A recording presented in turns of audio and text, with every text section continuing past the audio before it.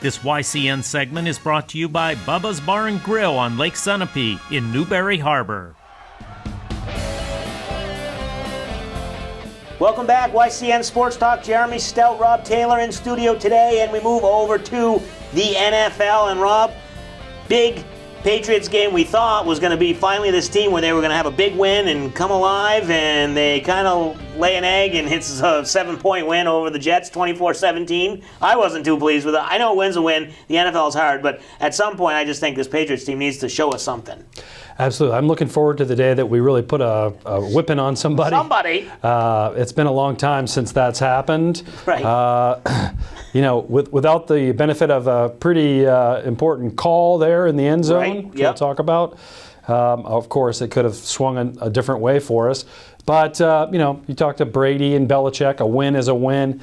They're happy to come away with it. The offense looks pretty decent. The defense is a whole other story, so we'll see what happens. Yeah, that fumble call that you talked about, as he was crossing the goal line, he fumbles the ball, and then he never regained possession and then went out of bounds or some convoluted thing. But by the letter of the law, it was the correct call. Yeah. But it just seems like one of those calls where, in the spirit of the law, it was kind of unfair if you're the Jets fan. Yeah, I have that sort of same feeling we have back when we had the tuck rule game back against the Raiders. It was the correct call, but you sort of had that, I don't know, it's like a dirty feeling that we get. So I didn't feel too good about it. I'm sure the league will be looking at that rule, probably redoing it. It didn't really seem to make a lot of sense, although, like you said, it was the correct call. So we'll see. I think going forward over the offseason, they will definitely be looking at that one. Right. The competition committee will get together and they'll figure something out. So going forward, they have Atlanta this Sunday night, and we'll make our picks later on the Salt Hill Pub picks of the week. The Patriots hosting the Falcons. But then they have the Chargers, they have a bye, and then they go to Denver and they play Oakland in Mexico City. So 3 of the next 4 games, tough games. They need to, they may not blow anybody out, but they need to win a couple of these ones if they're for real. And Atlanta's a tough team. At Denver is always tough. And Oakland and Mexico City, that could be a tough one. So you don't want to slip up. Yeah, we got the rematch of the Super Bowl. Yep. So that's going to be, I'm sure that Atlanta's going to be coming with everything they've got. Of course, traveling out of the country is going to be grueling.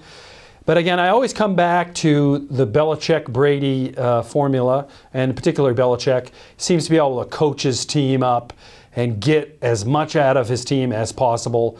And he tends to be able to scheme and work with what he's got better than just about any coach in history. And I have a lot of confidence that they'll figure out what they need to do, whether it's simplify the system. You see that card that Patricia holds in front of his mouth when he's calling into plays. I mean, it literally is like an encyclopedia of plays.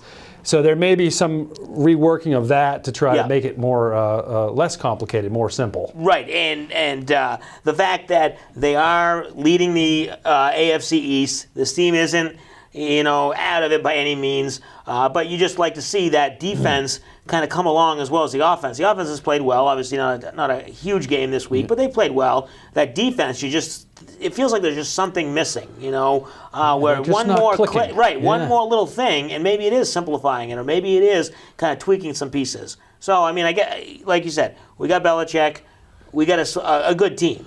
They just have one little thing kind of seems like they need to make a change on. Yeah, and just keep coming back to that. Belichick will make the right adjustments.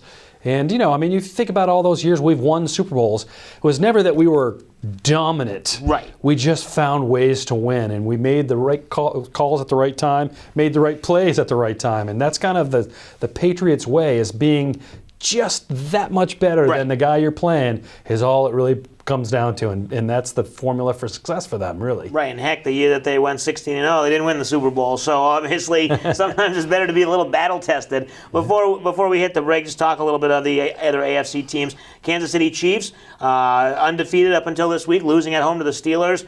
Maybe coming back down to earth, but they still seem to be the team to beat in the AFC, right? I think so. I really do. And I think in a lot of ways, too, that first loss, getting that on your belt, not having to deal with this undefeated kind of thing. We've been through that before. That starts to be what everybody talks about, and it's something that sort of hangs like a cloud over the team. I mean, even though you're winning all the time, it's just something you have to deal with. And so I think it's probably a good thing that they've lost for them. Right. It'll sort of refresh their energy and their priorities.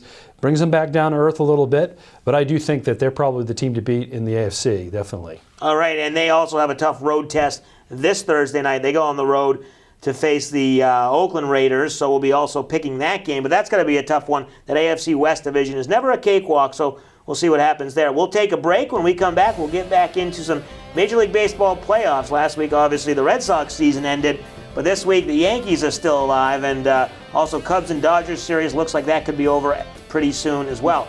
We'll take a break. You're watching YCN Sports Talk.